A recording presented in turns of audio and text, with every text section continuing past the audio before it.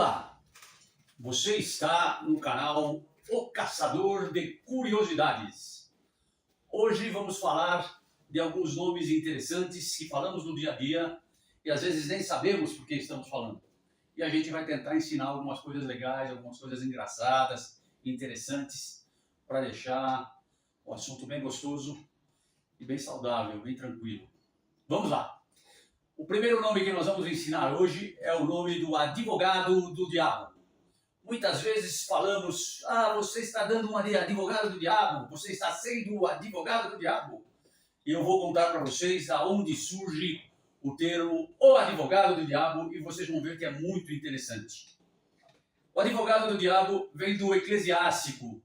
Quando a igreja vai escolher alguém para ser beato ou para ser canonizado, quando ela vai beatificar ou canonizar uma pessoa, existe uma diferença entre beatificação e canonização. A beatificação é quando uma pessoa faz apenas um milagre. Ela é responsável por um milagre. Temos um menino aí brasileiro que foi responsável por um milagre até pela internet e ele foi beatificado. Agora já surgiu um outro milagre que ele seria o responsável. Então, o que está acontecendo? Agora estão querendo canonizar esse menino. É quando você tem mais de um milagre. Quando você possui mais de um milagre, aí você pode ser canonizado. Acontece que quando você vai ser beatificado ou canonizado, há um eclesiástico que é escalado lá para ficar lá, lá na santidade, junto ao Papa, e ele fica encarregado do processo de beatificação ou de canonização daquela pessoa. E acontece que esse cara é muito rigoroso. Ele é responsável por não deixar passar nada, para não deixar o Papa beatificar alguém que seja indigno, que não possa ser beatificado. Então esse cara é um chato, ele é um advogado mesmo, contrário à beatificação, para que não passe, para que se passar, a pessoa realmente mereça ser beatificada ou canonizada. Então ele acabou sendo chamado de advogado do diabo. Não vamos deixar que o Papa coloque pessoas indignas como os beatos ou canonizados. Beleza, gente? Esse é o advogado do diabo. É daí que surgiu o termo advogado do diabo. Vamos lá, gente. Alegria. Vamos colocar uma musiquinha. Coloca uma música legal aí. Vamos lá, editor. Bacana, gostoso. Agora nós vamos falar do segundo termo. É o termo da berlinda. Você já ouviu alguém falar, olha, aquele fulano está na berlinda, esses políticos estão meio na berlinda, estão mexendo com Pix aí, que é coisa do povo mais pobre, do povo que precisa. Eles estão ficando em evidência, estão ficando mal falados, estão ficando na berlinda. Então o que acontece? Da onde veio esse termo berlinda? Berlinda, na verdade, é um carro hipomóvel, que ele fica entre suspenso por duas madeiras, eles falam cabos, e tinha até vidros do lado e uma capota, onde as pessoas, os santos, são conduzidos naquele carro. E a pessoa ali naquele carro fica meio na berlinda, fica meio em evidência. Berlinda foi criado lá no século XVII, 1672, se eu não me engano, em Berlim, daí o nome Berlinda, lá em Joanesburgo. Então, o carro hipomóvel foi criado lá em Berlim, por isso recebeu o nome de berlinda.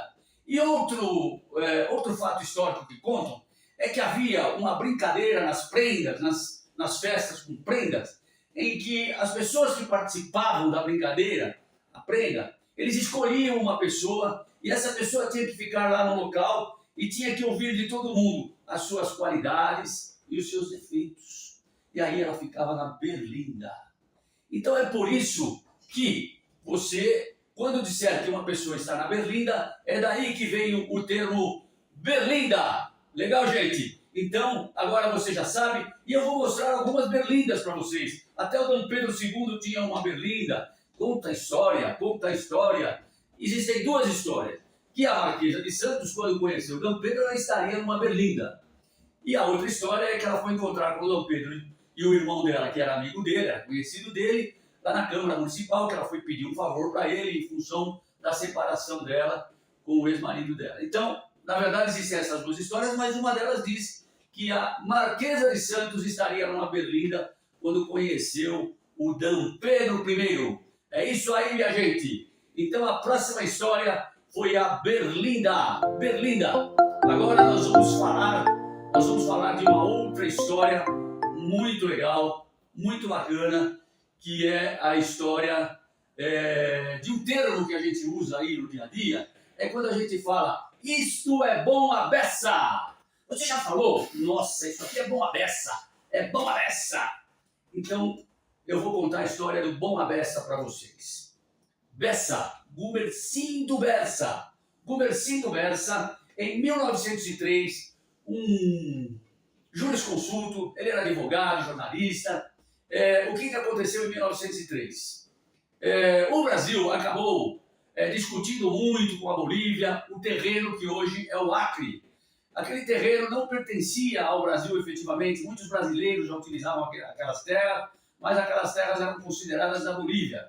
E o Brasil acabou fazendo o quê? O Brasil acabou comprando aquelas terras. Diz que pagou 2 milhões de libras, lá era uma grana bastante alta, e disse que prometeu também uma estrada de ferro lá para a Bolívia, e acabou comprando aquelas terras. Acontece que a grande discussão naquela época, em 1903, era de o terreno, as terras vão ficar isoladas, vão ficar num território único, ou elas vão ficar anexadas ao Amazonas. Ou seja, se elas ficassem anexadas ao Amazonas, o Amazonas cresceria e pronto. Ou elas poderiam ser terras independentes. Uma terra independente, um estado, um território, como é hoje, que é o Acre. Aí o que aconteceu? O governo colocou 2 grandes juristas para debater o assunto e chegaram a uma conclusão de como iria ser. Um dos juristas é justamente o Gumersindo Bessa. Esse jurista era sergipano e ele foi escolhido para debater com nada mais, nada menos do que o Rui Barbosa. Rui Barbosa foi o maior jurista do nosso país naquela época. É conhecido como Águia de Haia, foi candidato a presidente da República, foi ministro da Fazenda e foi conhecido como Águia de Haia por um discurso que ele fez em Haia, e o mundo inteiro adorou o discurso dele, um discurso numa conferência. Esse cara era um cara extremamente inteligente e respeitado no mundo jurídico. Acontece, minha gente, que o Gumersindo Bessa ganhou e as terras do Acre acabaram se tornando o Acre e não ficaram anexadas ao Amazonas. E aí esse Gumersindo Bessa, todo mundo começou a falar dele em tudo quanto é lugar, na política, junto ao meio jurídico. O Gumersindo Bessa, o Gumersindo Bessa. Muito bem, minha gente. Rodrigues Alves era o presidente da República naquela época, e de 1901 a 1905 ele foi o presidente da República. O que aconteceu? Conta a história conta que Rodrigues Alves estava lá no parlamento, estava lá com um monte de gente, um determinado servidor fez um trabalho muito bem feito, que ele gostou, que todo mundo elogiou, e de repente ele solta uma exclamação. Parabéns, funcionário tal, o seu trabalho foi bom a beça. E a partir desse bom a beça do presidente, o que aconteceu? Muita gente começou a utilizar o termo bom a beça e até hoje fala-se bom a beça. Existem outras histórias que vêm do francês, existem outras histórias que também falam da origem do bom a beça. Mas essa é a mais contada, a mais bacana e é a que eu estou contando para vocês que vocês guardem porque que se fala bom a beça. Falamos 3 já, agora nós vamos para o último para que o vídeo não fique muito longo e você se divirta. Vou contar uma história para vocês do dia a dia, uma história simples, uma história legal, mas que a gente fica pensando por que a gente fala e da onde veio essa história. Gente, você sabe por quê que existe a palavra tarado? Da onde surgiu a palavra tarado? Tarado. Então eu vou contar para vocês. Tarado conta a história que há muito tempo atrás, um determinado cidadão aproveitou-se sexualmente de uma moça e foi preso e condenado à morte. Foi condenado à forca. Então ele foi para ser enforcado, foi preso e marcaram um dia lá, uma data certa, para que ele fosse enforcado. Acontece que naquela época, minha gente, as pessoas iam na praça pública para ver os enforcamentos, para ver as punições. Então marcaram uma determinada data para que ele fosse enforcado. Ocorre que esse preso, o que ele fez? Ele fez greve de fome. Ele parou de comer e começou a ficar magro, magro, magro, magro, e ficou levinho, levinho, levinho. Aí o que aconteceu? O carrasco lá que ia enforcar falou, olha, acontece o seguinte, a gente vai enforcar, mas eu acho que o peso dele não vai conseguir quebrar o pescoço dele na hora do tranco, na hora que abrir o alçapão. Então nós precisamos fazer alguma coisa. O que fizeram? Vamos colocar bastante peso na cintura dele para que ele tenha peso suficiente para quebrar o pescoço dele e ele morrer. E foi isso que fizeram. Encheram de peso esse cara, esse cidadão, para que ele pudesse ser enforcado.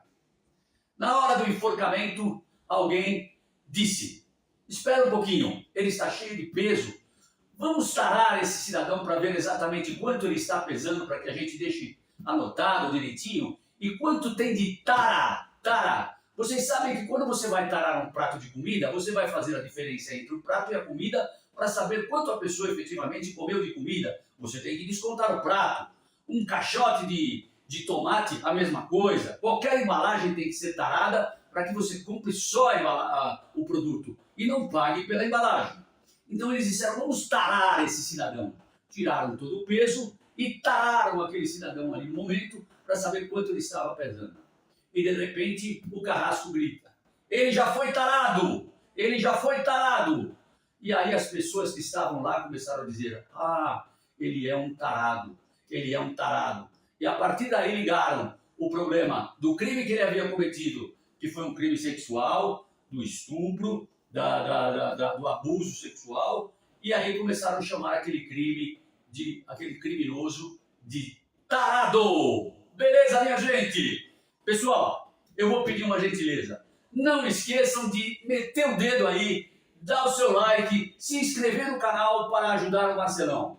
Marcelão está aqui pesquisando, vou pesquisar cada vez mais. Nós vamos agora acertar que a gente vai lançar um vídeo na segunda-feira à noite e um vídeo na sexta-feira à noite para todos vocês. Então marquem aí. Se vocês quiserem ver os vídeos novos por volta de 7h30, a gente vai colocar 7h30, nós vamos colocar os vídeos novos. Os vídeos que foram gravados na semana e a gente vai colocar 2 vídeos novos por semana para que vocês assistam. Tá certo? Serão vídeos um pouco mais curtos para não ficar muito cansativo, para que vocês possam curtir essas origens legais. Mais para frente, se a gente sentir que tem muita gente se inscrevendo, que está interessando, que está gostoso, a gente pode até começar a preparar 3 vídeos, um na segunda, um na quarta, uma na sexta, não tem problema. O meu negócio é buscar curiosidades, é caçar curiosidades e gostaria muito que você fizesse parte do meu grupo. Não se inscreva, não se esqueça, inscreva-se no canal, mete o dedo aí, se inscreve e dê o seu like para ajudar o Marcelão. Um ótimo dia a vocês, muito obrigado e fiquem com Deus.